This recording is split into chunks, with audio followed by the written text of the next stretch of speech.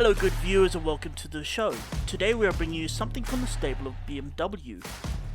It's the new R1300 RS that has a starting price of 293,000 Rand.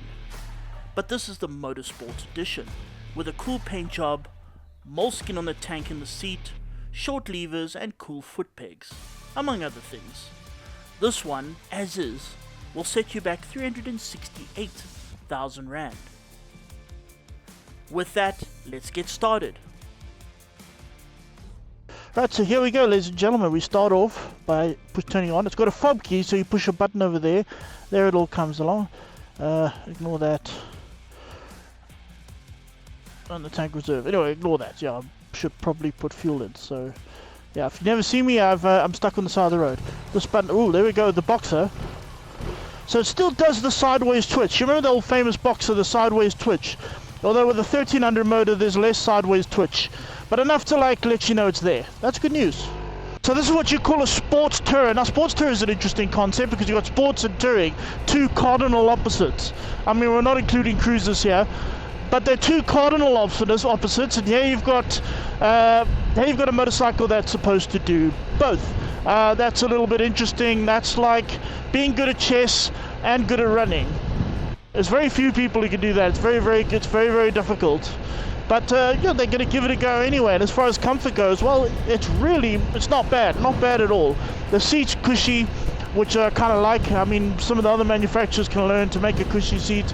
The foot pegs are a little bit high, but it's not too bad. It's like, yeah, it's sort of half sport, half touring, sports tourer. The handlebars are high enough, not completely high. I'm not sitting totally upright, but high enough to not want to die, and low enough to still give me the sort of a little bit of a kind of a sporty sort of appearance, the feeling of sportiness, which is important. The motor is of course a Boxer twin, the new 1300cc version with variable valve timing. It pushes a decent 145 horsepower. Now this motor, everybody knows it mostly from the GS as a kind of a great kind of all-round adventure machine, but except now it's used in this format, and well, it's pretty much exactly the same. Very simple, it's fast. Yeah, as we just have pointed out already, it's got plenty of speed, but it's also damn torquey, and it's the torquey part that's really interesting. That torque curve tops out at 149 Newton meters, which is a ridiculous amount of torque. So here we are, we're in second gear. I'm going to accelerate from second gear at just over 3,000 RPM. Look at that, like nothing. The frame is steel with drive going to the rear wheel via a shaft. It weighs a not quite light 245 kilograms. But actually, that's not too bad of a thing. Yeah, I don't know how they do it. This is not the lightest motorcycle in the world, but they make it feel light, which is interesting. Check it out. Easy peasy. It's light and stable. For many people, it's going to feel more confident. I mean, heavy bikes tend to raise confidence, provided you don't push it too far. So the guys, and I mean by too far, I mean like Marc Marquez scraping your face on the floor, which no one's going to really do on this thing. But if you're riding it sort of within the parameters of somebody on a sports tourer, it feels really good. It feels very good. In fact, I dare say many people would feel better riding this than the S1000 RR. They'd be more confident on this because it is just more, yeah, it's more secure, more everything. It's brilliant. Then there's the electronics, and there's a lot of them. So it's full of electricity. Of course, here's the standard dash. You push buttons over here, and it's all easy to use. So most of it's here on your non-throttle hand, which is very clever. The only thing over here on your throttle hand is the mode button. Yeah, very simple. Push some modes. There we go. Some modes. I don't want eco. I want dynamic pro, because you know I'm hardcore, tough as nails. But on this side, there's a whole lot. So you push down. There's a sport thing. So you put in sport, and look there. You've got there the dash is now, well, the rev count is nice and big, the speed is smaller, and there it tells you a brake and a DCT thing. So I mean, I can turn the brake up thing. There we go, you see that? There's some braking. The DCT, the traction control, is a little more difficult. Yeah, that I'm going to need to like really turn and take some risks, which I don't feel like doing. Out of sport, you go into my vehicle, there you got all of this. Now this is all standard. This is all standard BMW stuff, you know what I mean? This is how it is on all BMW motorcycles, which is great news for BMW owners, because it's been this way for a long time. And we know BMW owners are a little bit older, and this might all be a bit confusing. They have to get a grandchild to explain it all to them. And BMW don't change it, because then you'll have to get the grandchild to reteach you, and that takes effort. Just rather leave it the way it was. Much better idea. We're going to stop here for a second. Have a look at this. You go up to here.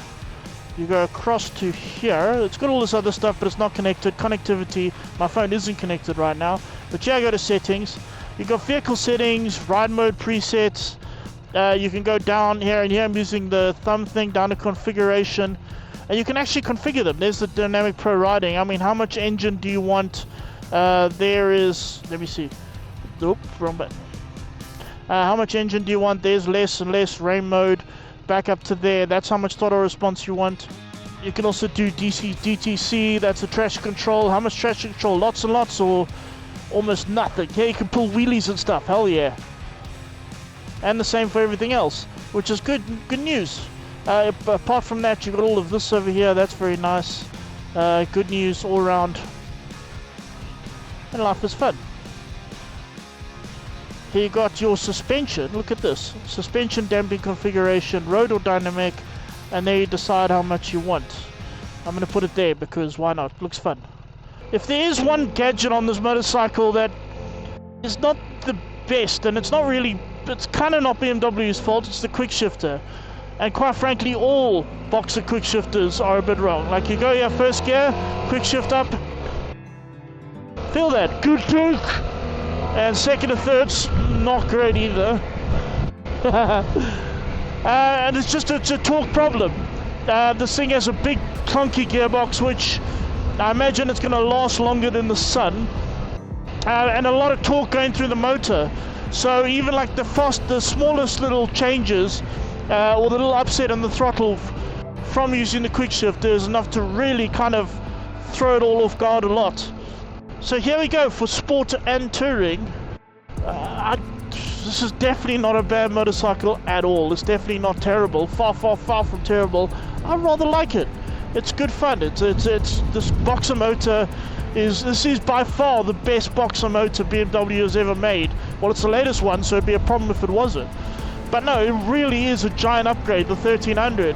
I mean, previously boxers were a bit kind of slow, a bit sort of clunky, a bit sort of last century, yet somehow BMW have taken the concept and just improvised it, brought it into the modern world. It is now really an exciting motor. It's fast, it's easy to ride, it's all of that. And the chassis is brilliant, you know, it's low to the ground, it's got a superbike kind of feel while still being relatively comfortable. I mean, the RT in that will still be more comfortable, but it's really not bad. And that is the elements of sport and tourer kind of combined into one.